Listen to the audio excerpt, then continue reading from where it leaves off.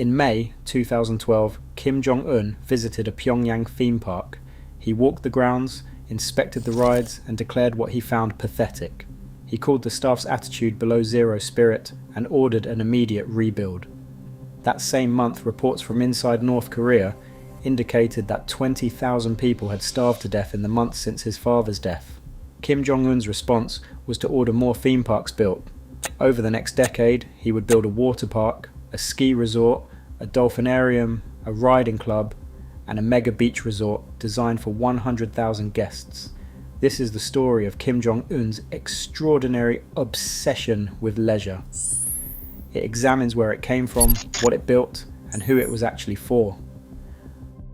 On May 9, 2012, Kim Jong Un strode through the Mangyongdae Funfair in Pyongyang, flanked by officials and guards. The ride stood chipped and motionless, their paint peeling after decades of neglect.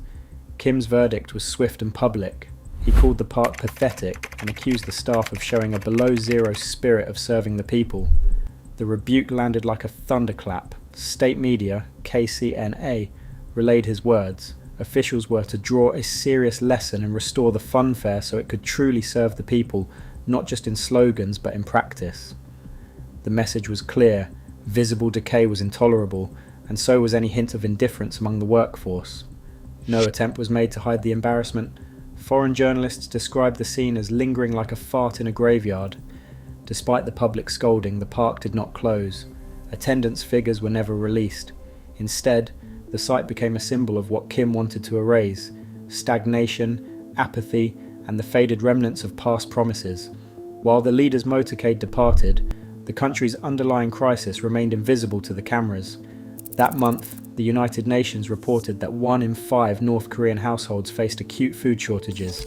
20,000 people had starved in the months following Kim Jong-il's death. Yet, as the regime's mouthpieces amplified the call for a new, revitalized funfair, there was no mention of hunger or hardship.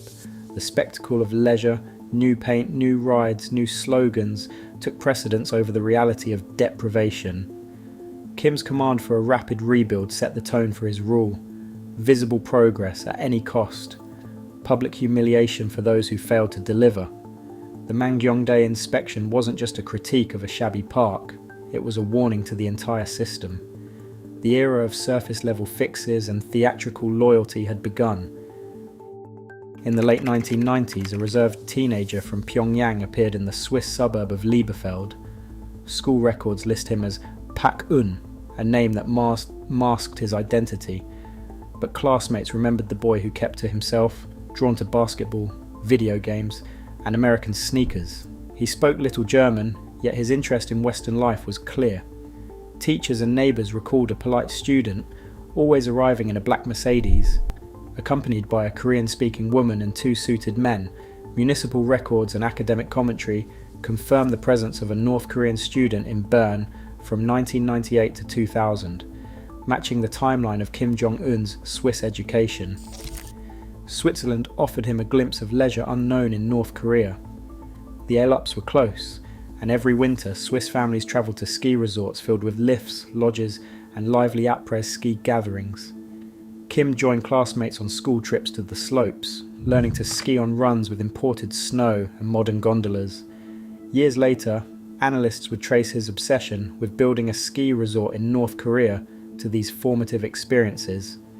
Defector accounts and European journalists noted that his interest in horseback riding also began here, foreshadowing the Miram Riding Club in Pyongyang.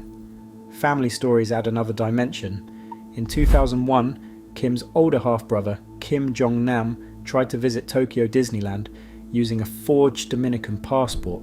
The failed trip led to his exile and eventual assassination, but the episode became a symbol of the family's private fascination with the outside world. For Kim Jong-un, the Swiss years were more than a childhood escape. They offered a vision of modernity he would later try to recreate for North Korea's elite. Academic sources and municipal records reinforced the portrait of a leader shaped by Western luxury, determined to bring a curated version home, even as most North Koreans remained excluded by cost and politics. When he returned to Pyongyang, Kim's private longing found expression in concrete and steel. The first wave of construction was about more than renewal. It was about projecting a personal vision onto a country unfamiliar with such abundance. On July 25, 2012, state media announced the grand opening of the Rungna People's Pleasure Ground. The event featured Kim Jong Un's wife, Ri Sol-ju, making her first public appearance, a carefully staged image of youthful leadership and national renewal. The park sprawled across an island in the Taedong River, boasting a dolphinarium with 1,460 seats, a water park, cable cars, mini-golf, and 13 amusement rides. Official reports described it as a gift to the people, a showcase for the new era. But the numbers told a different story. The park's capacity was limited, just 300 families could picnic there at a time. Meanwhile, the United Nations World Food Programme reported that 22% of North Koreans were severely food insecure that summer, with millions struggling to secure enough calories for daily life. The rides themselves offered another glimpse behind the curtain. Italian manufacturer Zamperla supplied much of the hardware, routed through front companies in Hong Kong and paid for in cryptocurrency.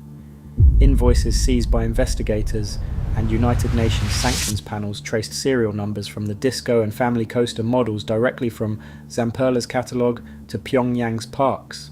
Despite international bans on luxury exports, the regime found ways to import Western amusements for its showcase projects. Same company, same rides, different worlds. Admission prices quickly revealed who these parks were really for. At Munsu Water Park, which opened in October 2013, a single adult ticket cost 12,000 won, 34% of a textile worker's monthly state wage, according to North Korean labour statistics from 2014. The average family could not afford even a single visit.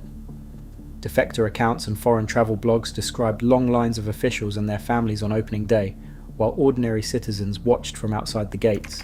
The regime's propaganda called these parks symbols of socialist prosperity, but for most, they remained distant, unaffordable spectacles. As the first wave of leisure construction rolled out, the contradiction grew sharper. Each new opening was celebrated as a triumph of self-reliance, yet the foreign supply chains, ticket prices, and persistent hunger exposed the limits of the illusion. The promise of happiness was broadcast to all, but the gates stayed closed for most. Masikryong ski resort appeared in just 10 months, built at a breakneck pace and costing $35.3 million US. Kim Jong Un's vision was modelled on the Swiss Alps of his youth, ski lifts, chalets, and imported snow machines. Yet the Swiss-made chair-lift system never arrived. In March 2014, the Swiss Secretariat for Economic Affairs blocked the export, citing UN sanctions and describing Masikryong as a prestigious propaganda project. Swiss regulators warned that this luxury infrastructure served the regime's image, not public need. Payment trails ran through Russian and Chinese intermediaries, mirroring North Korea's familiar sanctions evasion tactics. Official claims boasted 5,000 skiers daily and 200,000 visitors in the first winter, but defector testimony and procurement manifests painted a different picture. Empty slopes, party cadres, and military families enjoying exclusive access, and imported ski gear gathering dust. Foreign journalists found few guests. Meanwhile, the United Nations reported that 21% of North Koreans were severely food insecure, 1 in 5 households struggling as millions were spent on a mountain resort. The Mirim Riding Club, opened in June 2014, followed the same pattern. Stables and imported horses recalled Kim's Swiss schooling, but membership fees and quotas excluded ordinary citizens.